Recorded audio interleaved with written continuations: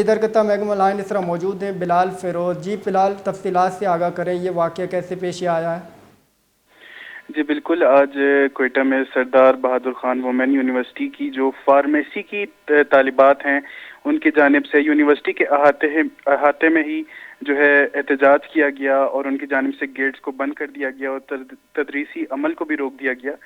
اور ان کے مطابق جو فارمیسی کی طالبات ہیں ان کی رجسٹریشن نہیں کی جا رہی، اور اس کی وجہ بتاتے ہوئے انہوں نے یہ کہا کہ جو میڈیکل کونسل ہے اس کی جانب سے سردار بہادر خان یونیورسٹی کی جو فارمیسی ڈپارٹمنٹ ہے وہ اب تک رجسٹر نہیں ہو سکا ہے، جس کی وجہ سے ان کی جو ڈگریز ہیں وہ ضائع ہونے کا خدشہ ہے۔ اسی کے پیش نظر جو ہے انہوں نے یہاں پر احتجاج کیا، جس کے بعد جو ہے پولیس کو بھی طلب کیا گیا